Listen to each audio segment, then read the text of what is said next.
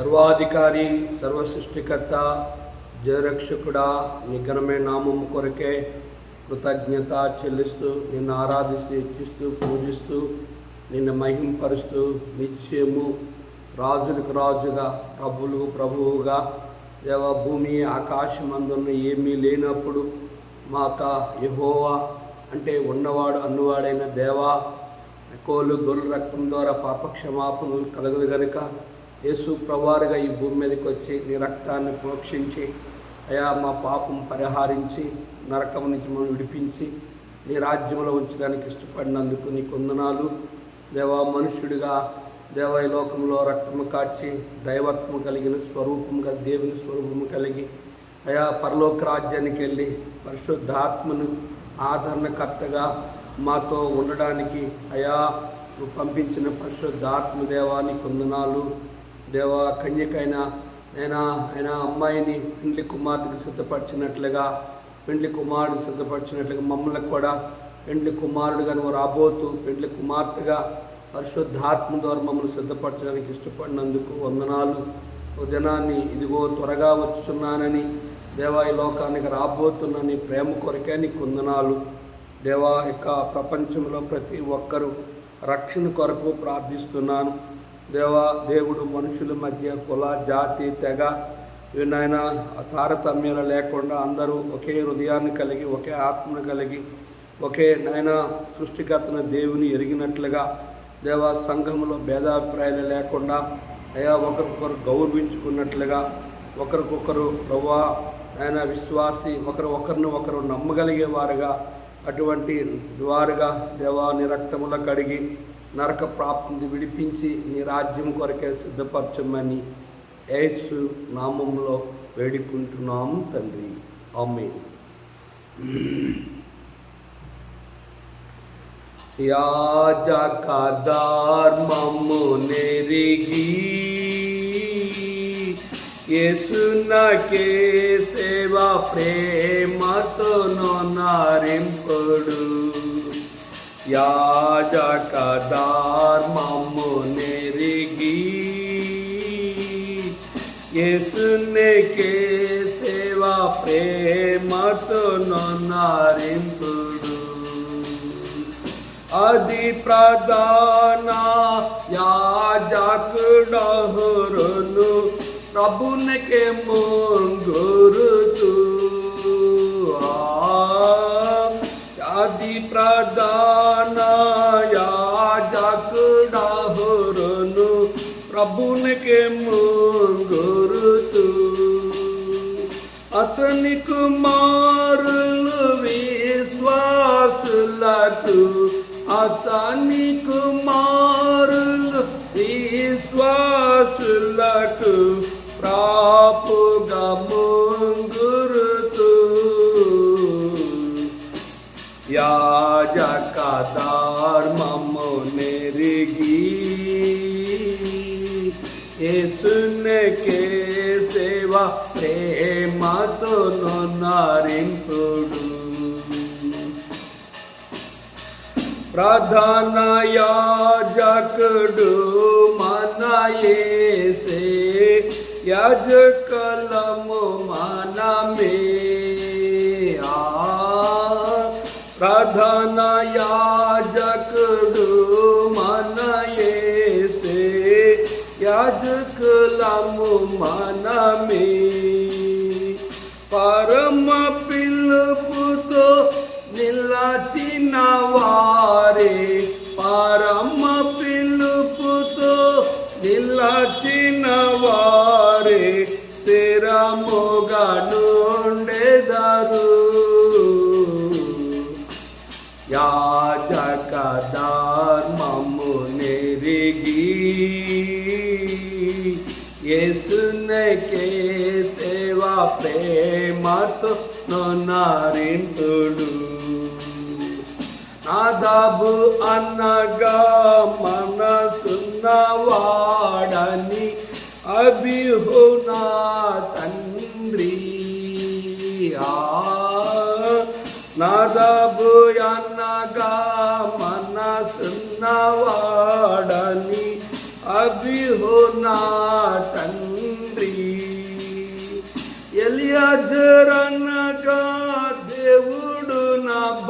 బలము ఎలియజరనగా దేవుడు నా బలము ఇతమర ఖర్జూర భూమి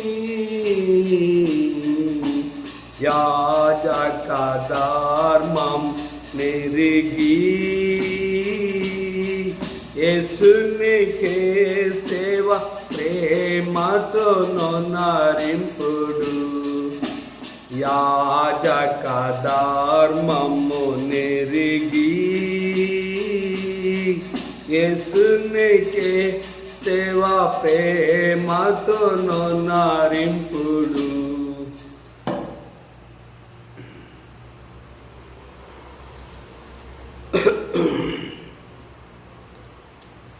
దేవుని వాక్యాన్ని చదువుకుందాం.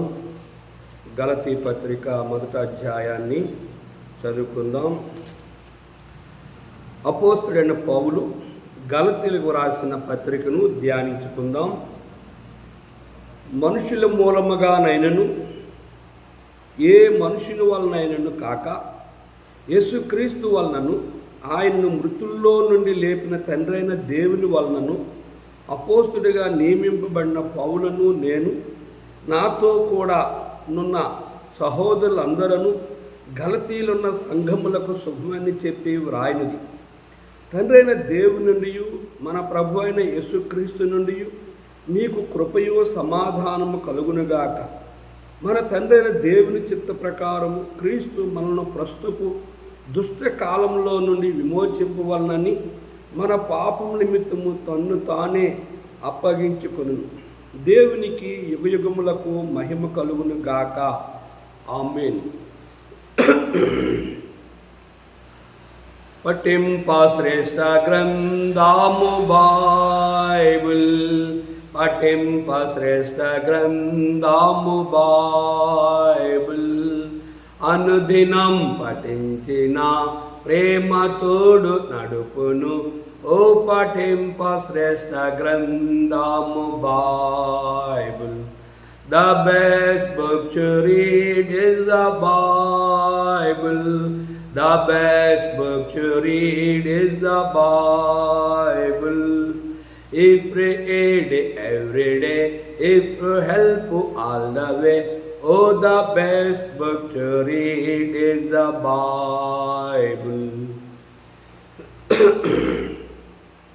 ప్రభునందు ప్రియమైన దేవుని సేవకులకు, పరిశుద్ధులకు, మా ప్రియ దేశీయులు, అన్యజనులైన వారికి ప్రభువైన యేసుక్రీస్తు నామములో మీ అందరికీ నా హృదయపూర్వక శుభములు తెలియజేస్తూ ఉన్నాను. గత కాలంలో ప్రభు కృపలో కొన్ని వర్తమానాలు వినడానికి పరిశుద్ధాత్మ దేవుడు ఎంతగానో మనకు సహాయం చేశాడు. రెండవది, అపోస్తుల కార్యమును ధ్యానించడానికి ప్రభు మనకు సహాయం చేశాడు. మూడవది, మరి రోమా పత్రికను కూడా ధ్యానించడానికి ప్రభువు తన కృప చూపించాడు. నాలుగవది, 1 కొరింథీ 2 కొరింథీ పత్రికలు కూడా ధ్యానించడానికి ప్రభువు తన కృపలో మనల్ని ఎంతగానో ఆ దేవుని వర్తమానాలు వినడానికి మనకు సహాయం చేసిన దేవునికి మనమందరం మీ రుణస్థలమై ప్రభువుని కృతజ్ఞతాస్తులు చెల్లించిన వారమై ఉన్నాం. ఎందుకు అంటే కనుక యెషయా గ్రంథంలో ఒక చక్కని మాట రాయబడుతూ వచ్చింది. ఆ మాట చదివి వినిపిస్తాను. చూడండి, యెషయా గ్రంథంలో ఒక చక్కని మాటను మనము చదువుకుందాం. యెషయా గ్రంథం 38వ అధ్యాయంలో చూడండి, ఆ మాట భక్తుడు ఈ మాట తెలియజేస్తూ ఉన్నాడు. 19 వచనం, సజీవులు సజీవులే కదా, నిన్ను స్తుతించుదరు. ఈ దినమున నేను సజీవునై నిన్ను స్తుతించుచున్నాను. ఈ దినమున నువ్వు సజీవులంగా ఉండబట్టే ఆయన్ని స్తుతించి, ఆయన ఆరాధించి, ఆయన నామాన్ని గొప్ప చేసేవారంగా ఉన్నాం. కనుక ఈ దినము మన పితరులు ఎంతోమంది, మన బంధువులు, మన స్నేహితులు, మన గ్రామంలో ఉన్నవారు, మన దేశీయులు, ప్రపంచంలో ఈరోజు యుద్ధ వాతావరణం చూస్తే ప్రపంచంలో అనేక దేశాల్లో అల్లకొల్లముగా మరి ఆస్తి నష్టము, ప్రాణ నష్టము కలిగి ప్రజలు భయాందోళనతో ఉంటూ ఉన్నారు. కనుక భారతదేశంలో ఉన్నవారైతే మరి ఎంతో నెమ్మది కలిగి ఉన్నట్లుగా మనం గమనిస్తున్నాం. దీనికి కారణం ఎవరు అంటే దేవుడే.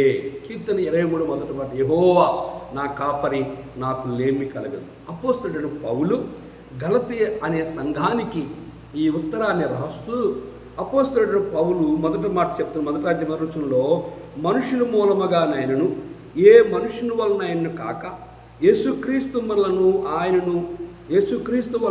ఆయనను మృతుల్లో నుండి లేపిన తండ్రి అయిన దేవుని వలనను అపోస్తుడిగా నియమింపబడిన పౌలను నేను. పౌలు చెప్తున్న మాట ఏంటంటే, ఇక్కడ మనం గమనిస్తే చక్కని మాట చెప్తూ ఉన్నాడు. ఆయనను మృతుల్లో నుండి లేపిన తండ్రి అయిన దేవుని వలన అపోస్తుడిగా నేను నియమింపబడ్డాను. నేను అనే పౌలని అపోస్తుడిగా అని పిలవడానికి అతడు యోగ్యుడి కాడు. కారణం ఏంటి అంటే, మునుపు దోషకుడు, హింసకుడు, హానికరుడు, దేవుని సంఘమును అపరిమితముగా పాడు చేసేవాడు, దేవుని సేవకులను చంపేవాడు, గర్భఫలాలను కోసేవాడు, దుర్మార్గుడు, బహుభయంకరమైన దుష్టుడైన వ్యక్తి చెప్తున్న మాట ఏంటంటే, ఆయనను మృతుల్లో నుండి లేపిన దేవుని వలన అపోస్తుడిగా నియమింపబడిన పౌలను నేను. యేసుప్రభువు వారు కూడా, ఆయన కూడా మృతుల్లో నుండి లేచిన దేవుడు. ఆయన తండ్రి అయిన దేవునికి దేవుణ్ణి కుమారుడైన యేసుక్రీస్తు వారు ప్రతి విషయంలో తండ్రి సెలవు చొప్పున స్వస్థపరచాలన్నా, సువార్త ప్రకటించాలన్నా, కనుక ఆయన చనిపోయిన వారిని బ్రతికించాలన్నా, ఏది చేయాలన్నా తండ్రి ఆజ్ఞ మేరకే ఆయన చేస్తున్నట్లుగా లేఖనం మనం గమనిస్తున్నాం. అపోస్తలుడైన పౌలు కూడా కనుక ఆయనను మృతుల్లో నుండి లేపిన తండ్రి అయిన దేవుని వలన అపోస్తుడిగా నియమింపబడిన పౌలను నేను, మనుషుల మూలముగానైనను ఏ మనుషుని వలనైనా కాక యేసుక్రీస్తు వలనే నేను ఈరోజు అపోస్తుడిగా నియమింపబడ్డాను. ఈరోజు అపోస్తులందరికంటే చిన్నవాడిగా ఉన్నప్పుడు కూడా ఆయన నన్ను అపోస్తుల 9వ అధ్యాయంలో ఆయన ఆయన స్వరము ద్వారా గొప్ప వెలుగు వచ్చి ఆయన దర్శించడం ద్వారా, గుర్రం మీద కింద పడిపోవడం ద్వారా ప్రభువుని ప్రత్యక్షంగా చూసిన వ్యక్తి, ప్రభువుతో తనకున్న అనుమానాలన్నీ తెలుసుకున్న వ్యక్తి, దేవునితో ముఖాముఖిగా మాట్లాడిన వ్యక్తి.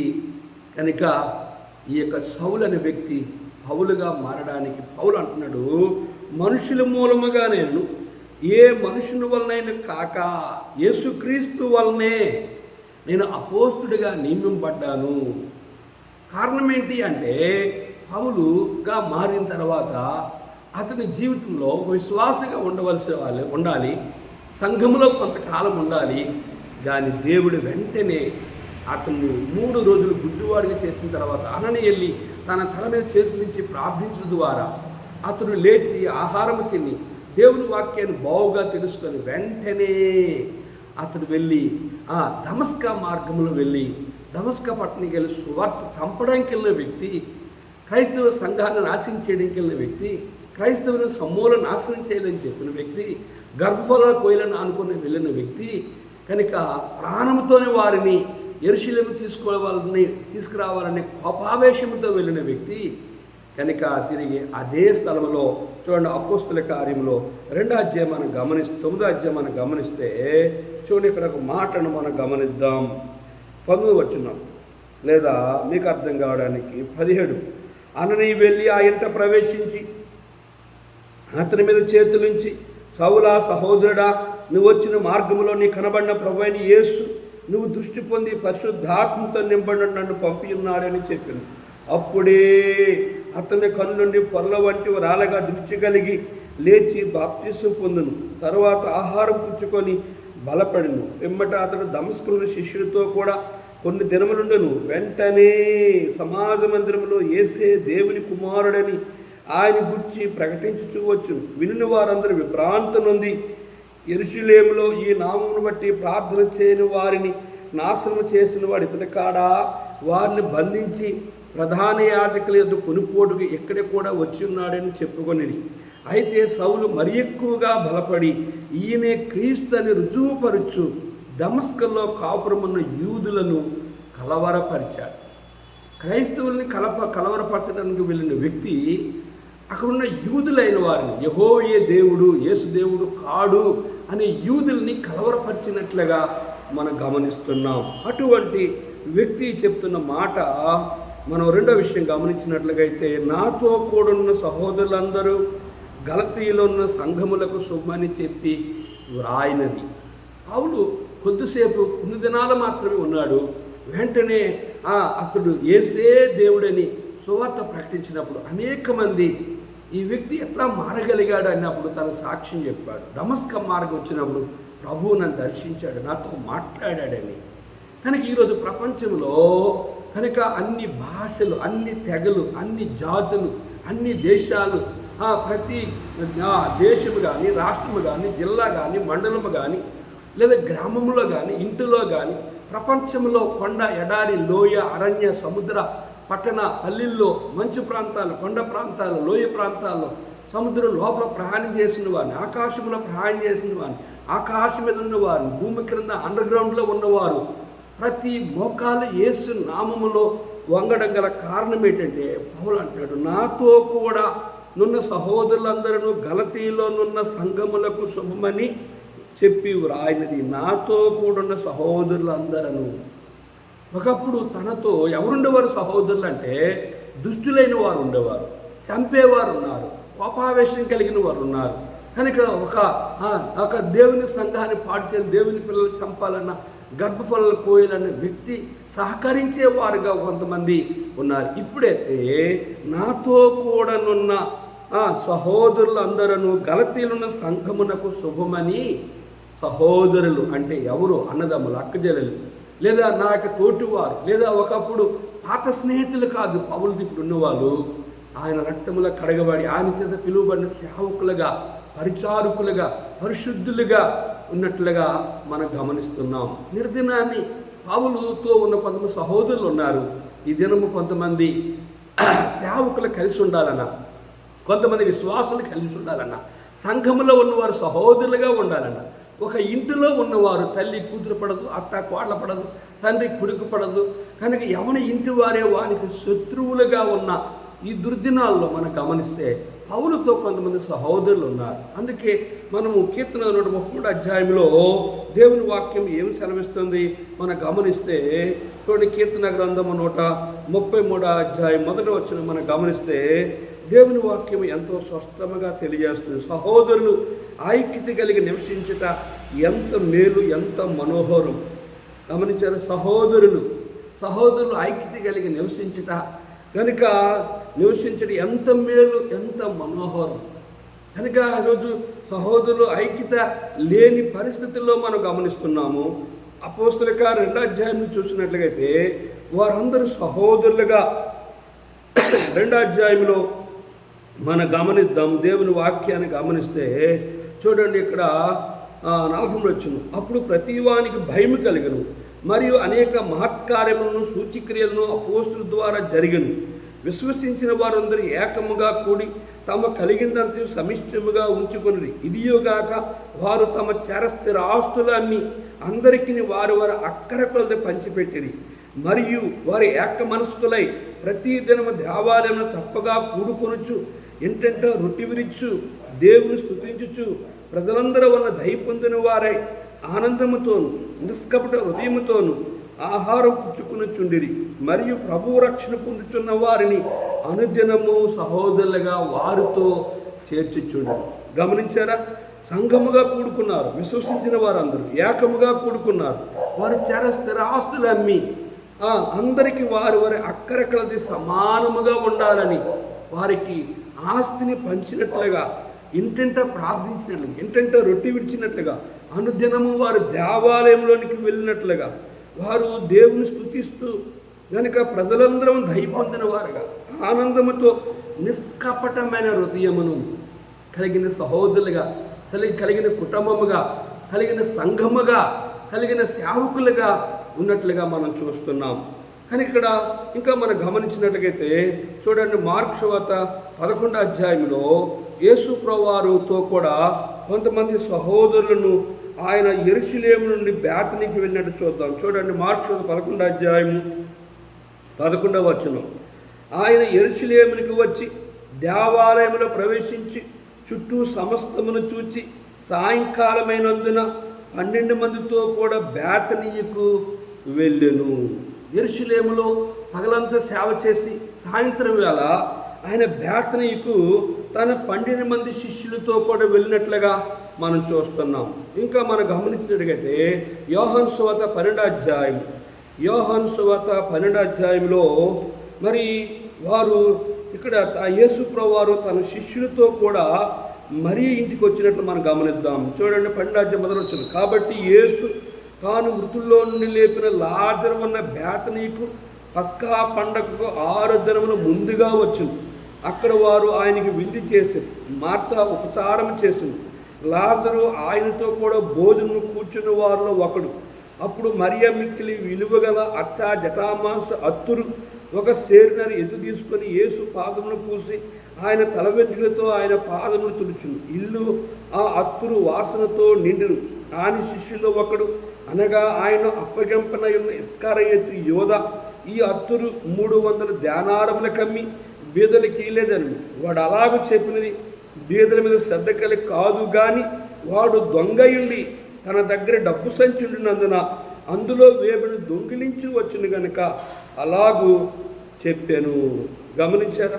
యేసు ప్రభువారు తన శిష్యులతో కూడా ఇక్కడ లాజరు చనిపోయి తిరిగి లేచిన తర్వాత బేతనీకు మరి ఇంటికి వెళ్ళినట్లుగా అక్కడ యోధ యేసు ప్రభువారు పాదములకు అత్తురు పోసిన ఆ అత్తురు ఆ ఇల్లు వాసనంతా నింపబడితే దీన్ని ఎందుకు ఇలా అర్థం చేస్తాం, దీన్ని అన్ని బిదలకి ఇవ్వచ్చు కదా అని ఆ వ్యతిరేకంగా యోధ మాట్లాడుతుంది. కారణం ఆ అత్తురు అమ్మి డబ్బు ఇస్తే దానిలో ఆ డబ్బు యేసు ప్రభు నాకే ఇస్తాడు, దాంట్లో నేను కొంత డబ్బు దొంగతనం చేయొచ్చు అని దుర్బుద్ధితో ఆ మాట అన్నట్లుగా మనం గమనిస్తున్నాం.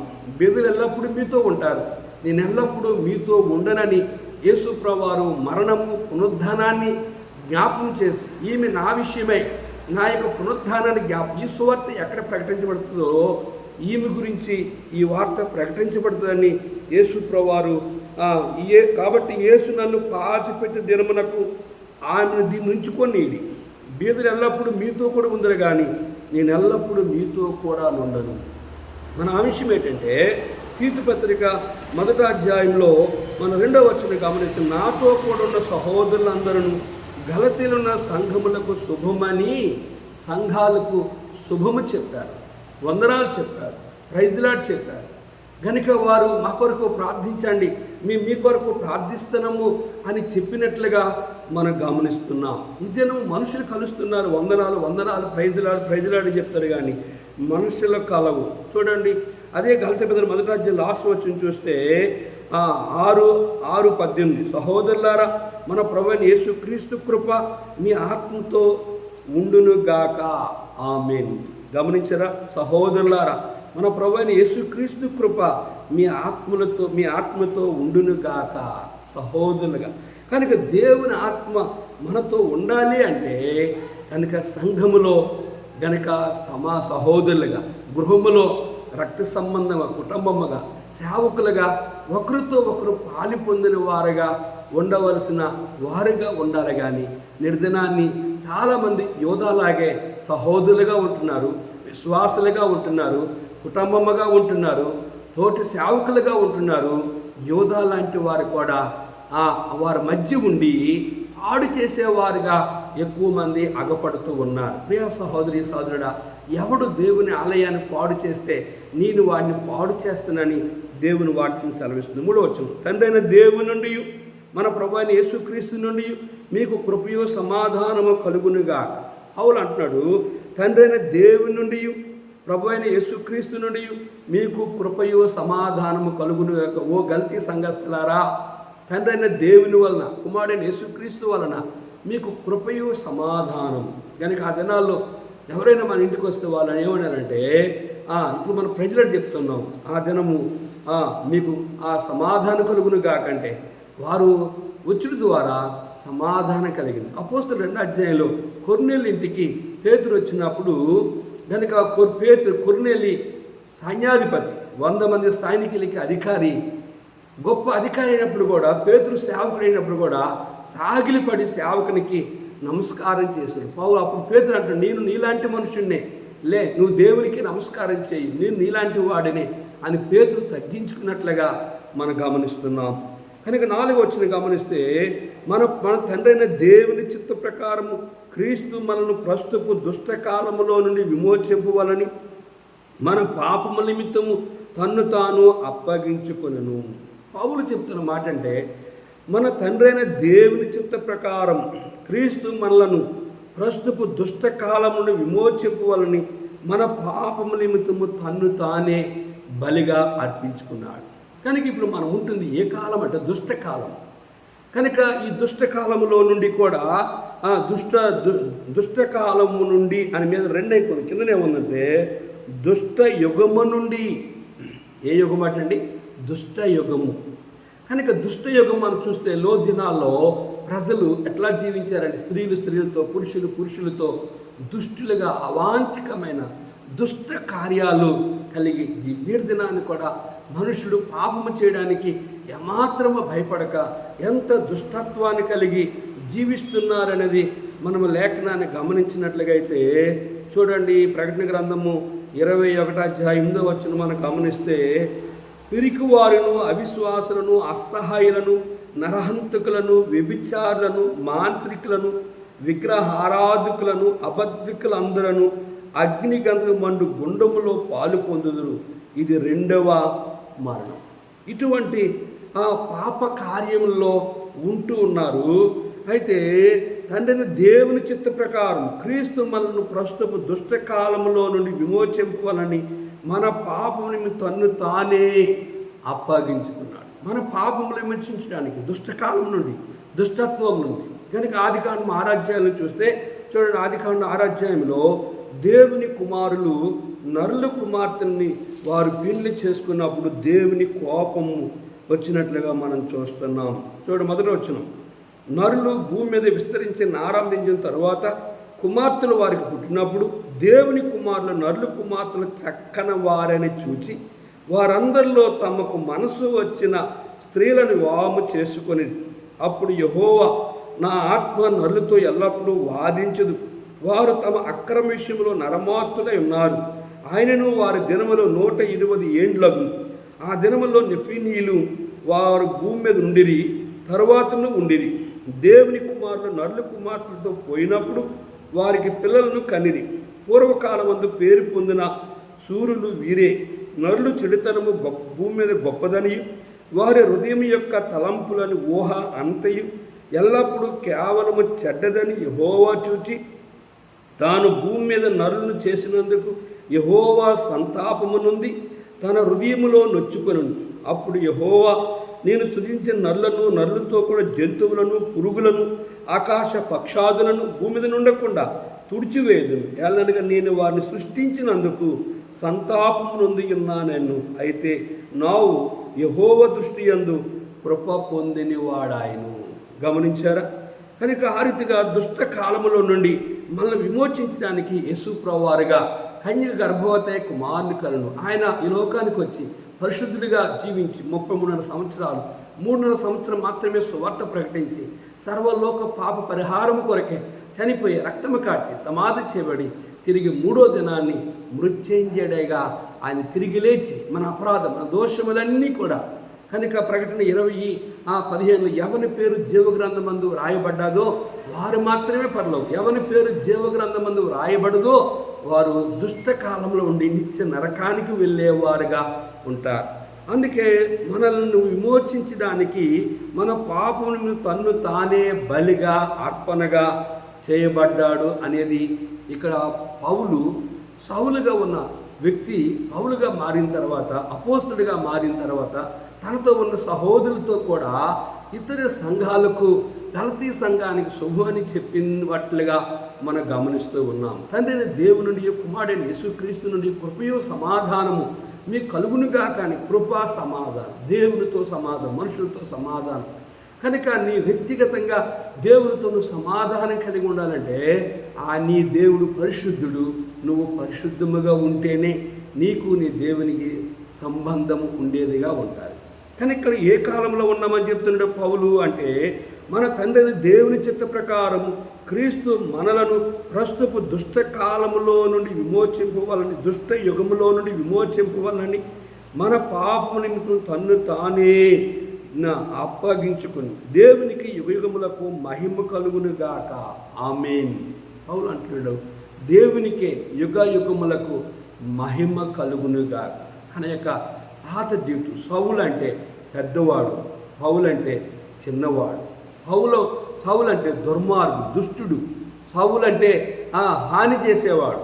సౌలు అంటే పూర్వము దేవుని సంఘమును అపరిమితంగా నాశనం చేసేవాడు. పౌలు అంటే చిన్నవాడు, కనుక మార్పు పొందేవాడు, ప్రభు కొరకు హతసాక్ష్యం చేయబడేవాడు. కొన్ని వేల సంఘాలు ఆసియా అంతంతట్లో అనేక గృహాల్లో ఆరాధింపచేసి అనేకల్ని దేవుని సేవలో ప్రోత్సహించే పౌలు అంటున్నాడు, దేవునికి యుగ యుగములకు మహిమ కలుగునుగా. అంటే దాని అర్థం ఏంటంటే, నా జీవితం ద్వారా రోమా 2:24 ప్రకారం రాయబడిన ప్రకారంగా నన్ను బట్టి ఆయన నామము అన్యజనుల మధ్య దూషణ పాలు కాకుండా ఉండాలంటే దేవునికి యుగయుగములకు మహిమ కలగాలి. నన్ను బట్టి మన సృష్టికర్తన దేవుడైన యేసుప్రభువు వారిని ఘనపరచాలి, మహిమపరచాలి, కీర్తించాలి, గొప్ప చేయాలి. ఆయన నామాన్ని ఘనపరుస్తూ ఉంది. హెబ్రోను సహవాసంలో ప్రతి ఆదివారము పురుషుల్లో ఒకరు, స్త్రీల్లో ఒకరు వ్యక్తిగతంగా ఆరాధన చేస్తారు. కనుక హెబ్రోను సహవాసములు ఉన్నవారు కాక అనేక మంది కూడా అనుదినము ఆయనకి కృతజ్ఞత, అనుదినము ఆయనకి జీవఫలం, అనుదినము ఆయన చేసిన మేలన్నిటికీ ఆయన మహిమపరిచేవారుగా ఉంటారు. వాక్యం చెప్తుంది, నన్ను ఘనపరిచేవారిని నేను ఘనపరుస్తాను, నన్ను తునీకరించేవారిని నేను తునీకరిస్తాను. సౌలుగా ఉన్న దినాల్లో తనను బట్టి దేవునికి అవమానం వచ్చింది.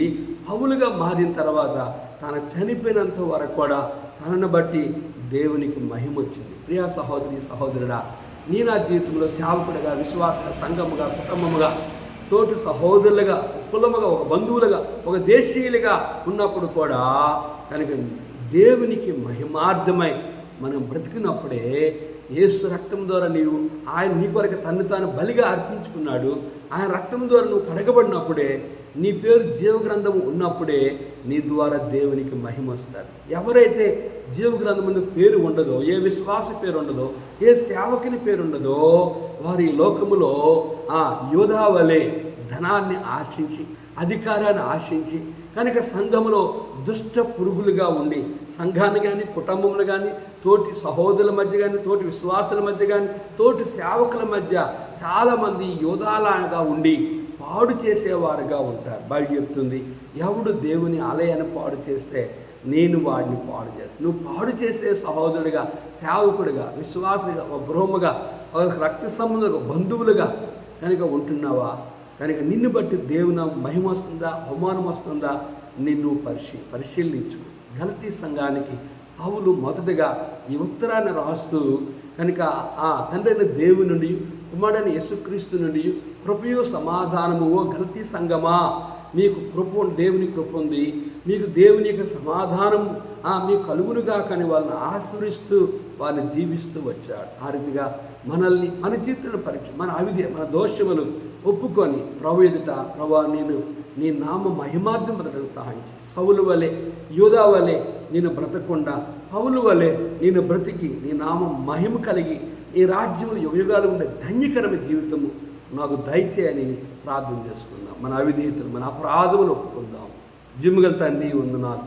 కొన్ని మాటలు మా ప్రియులు అన్నారు, నీ ఏర్పాట్లు ఉన్న వారిని సౌలు వలె, యోధా వలె దుష్టులుగా దుష్ట కాలంలో ఉండి లోతు దినాల్లో, నోవ దినాల్లో ఉండిన ప్రజల వలె ఆయన నోవ దినాల్లో ఉన్న ప్రజలు నీటి చేత నాశనమైనట్లుగా, లోతు దినాల్లో ఉన్న ప్రజలు అగ్ని చేత కాలిపోయిన దుష్టులైన మనుషులుగా మేము బ్రతకకుండా నీకు మహిమ తెచ్చే పౌలు వలె అయా నీ నామం మహిమార్థమై మేము ఈ లోకంలో జీవించులాగన నీ పరిశుద్ధాత్మ సహాయము మాకు అనుగ్రహించడానికి అయా గలతీ సంఘాన్ని కృపయు సమాధానముతో అయా నింపి వారిని దీవించి ఇష్టపడిన గొప్ప దేవ, మా జీవితంలో, మా సంఘంలో, కుటుంబంలో, వ్యక్తిగతంగా, సహోదరులుగా, సేవకులుగా అయా యోధా వంటి దుష్టత్వాన్ని కలిగి మేము లేకుండా లోతు దినాలను మనుషుల వలె కాకుండా, నోవ దినాలను నిప్పి నీళ్ళు వలె మా బ్రతుకులు కాకుండా నీకు మహిమార్థంగా బ్రతకడానికి సహాయం చేయమని యేసు నామములో అడిగి వేడుకుంటున్నాము తండ్రి.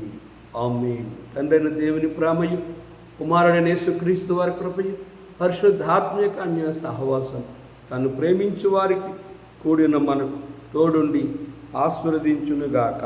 ఆమేన్. యాజక ధర్మము నెరిగి యేసునకే సేవ ప్రేమతో నొన్నారింపుడు. యాజక ధర్మము నెరిగి యేసునికే సేవ ప్రేమతో నొన్నారింపుడు. అందరికీ ప్రైజ్ ది లార్డ్.